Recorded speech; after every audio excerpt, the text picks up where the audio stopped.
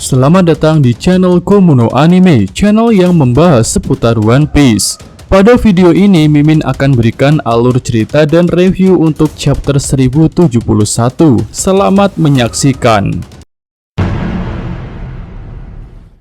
Judul chapternya adalah Serangan Balik Sang Pahlawan. Lalu bagian awal menunjukkan Kuma yang sedang terbang di lautan.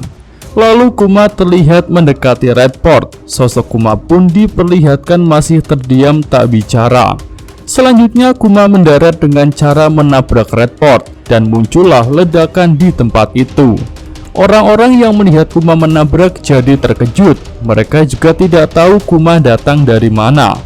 Dan mereka malah menduga jika Kuma datang dari Mariejoa, tempatnya para Tenryubito. Kuma pun diperlihatkan tergeletak. Para penduduk tahu jika seharusnya Kuma itu sedang menjadi budak Tenryubito yang tak terkalahkan. Selanjutnya Kuma diperlihatkan mulai sadar. Dia menderita luka-luka karena pendaratan dengan cara menabrak itu. Saibo Kuma pun bangkit dan hal itu membuat orang-orang terkejut. Akhirnya ada laporan resmi yang menyatakan Kuma telah muncul di gerbang gondola. Angkatan laut pun akan segera dikerahkan untuk menangkap Kuma, dan para penduduk tak boleh mendekat.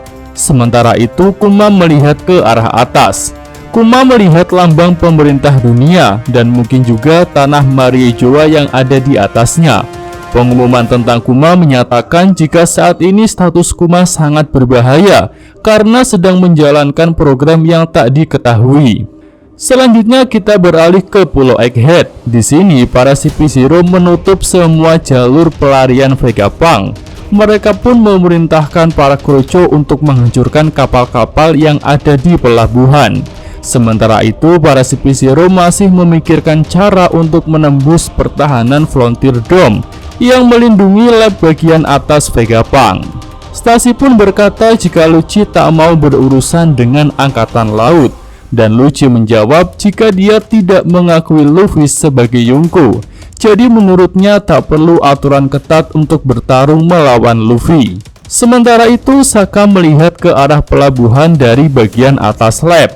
Dia tahu bahwa CP0 sudah menutup jalur keluar pulau. Dan ternyata robot Vega Force hanya bisa terbang di sekitar Pulau Egghead saja. Para Vegapunk pun berbeda pendapat, ada yang ingin bertarung yaitu Lilith dan ada yang tidak menginginkan pertarungan yaitu Saka. Vegapunk asli berpikir jika para CP0 tidak akan pergi tanpa perlawanan. Tapi Lilith masih tetap ingin bertarung karena jelas para agen CP0 itu sudah mengincar mereka. Lagi pula menurut Lilith tujuan utama adalah menyelamatkan Vegapunk asli. Para satelit seperti mereka bisa digantikan, tapi Saka tahu jika tujuan utama Lilith adalah untuk balas dendam karena Atlas yang diserang. Lalu Lilith pun mengejek Saka karena tidak setuju dengan keinginannya.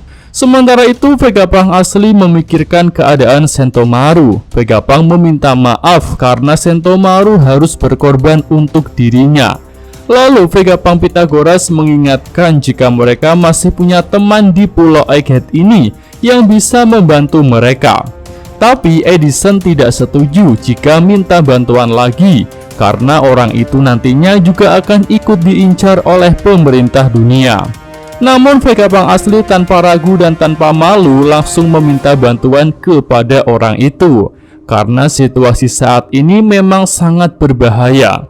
Sosok misterius itu pun hanya digambarkan Denden Mushi-nya saja, tapi dia sudah menyanggupi permintaan Vegapunk untuk membantu. Vegapunk asli pun senang karena orang itu akan membantu. Selanjutnya tinggal membawa semuanya pergi ke pelabuhan, lalu berlayar dengan kapal bajak laut topi jerami. Selanjutnya Vegapunk asli menemui kru topi jerami.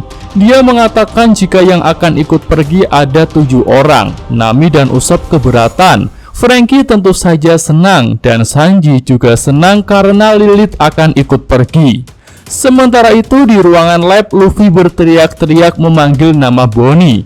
Nah, Bonnie pun diperlihatkan sedang berlari. dia sangat marah pada Vegapunk. Tapi Luffy meminta Bonnie untuk menahan diri karena dirinya sudah berjanji untuk menyelamatkan Vegapunk. Lalu ketika berlari, Luffy mendengar suara pengumuman dari ruang kontrol. Ternyata kubah pertahanan Frontier Dome telah dimatikan. Lab Vegapunk pun jadi tak punya perlindungan. Para Vegapunk terkejut karena pertahanan labnya sudah dimatikan. Mereka pun bertanya-tanya siapa yang sudah melakukan itu. Lilith bertanya apakah ada seseorang di ruang kontrol. Pythagoras menjawab jika tidak ada siapapun di ruang kontrol. Para CP0 juga tampak terkejut karena pertahanan lab Vegapunk tiba-tiba dimatikan. Kaku berkata jika ini adalah kesempatan yang tepat. Tapi Lucci menduga jika mungkin itu adalah jebakan untuk mereka. Namun akhirnya para CP0 memutuskan untuk mencoba pergi ke atas. Dan ternyata memang tidak terjadi apa-apa. Mereka pun melihat kapal kru topi jerami dan juga robot. Lucci langsung berniat untuk menghancurkan satu-satunya kapal yang tersisa itu. Karena semua kapal di pelabuhan sudah mereka hancurkan. Kaku berinisiatif untuk melakukan serangan. Dia melancarkan serangan Rankiaku yang besar dan tepat mengarah ke Saniku. Sementara itu, Zoro yang sedang berada di kapal ternyata sedang tidur pulas. Tapi ketika serangan itu datang, Zoro bisa menyadarinya dan kemudian bangun dari tidurnya. Dan Zoro pun mencabut pedangnya, lalu menahan serangan besar dari Kaku itu dengan mudah. Kaku terkejut karena ada yang menahan serangannya. Lalu Zoro diperlihatkan marah karena tidurnya sudah diganggu. Dan Kaku pun tampak terkejut karena melihat sosok Zoro. Kembali kepada para Vegapunk. Di sini Pythagoras berkata sudah mengaktifkan kembali pertahanan lab, tapi para CP0 sudah terlanjur masuk. Saka pun menyesalkan hal itu. Saka bisa melihat jika target penyerangan para CP0 adalah kapal bajak laut topi jerami. Dan diperlihatkanlah pertarungan antara Zoro versus Kaku.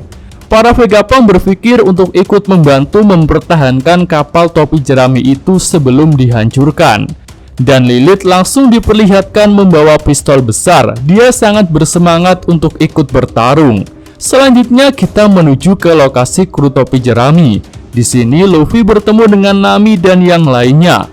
Luffy pun tampak terkejut dengan apa yang disampaikan oleh Nami. Nami berencana ingin segera pergi dari pulau ini karena situasinya berbahaya. Lagi pula ini adalah pulau milik pemerintah dunia. Namun Luffy berkata masih ingin bersantai di pulau ini. Lalu Sanji bertanya tentang keberadaan Bonnie. Selanjutnya Robin menyadari jika Vegapunk asli tidak bersama dengan mereka. Nah, ternyata Vegapunk asli sedang dikejar oleh Bonnie.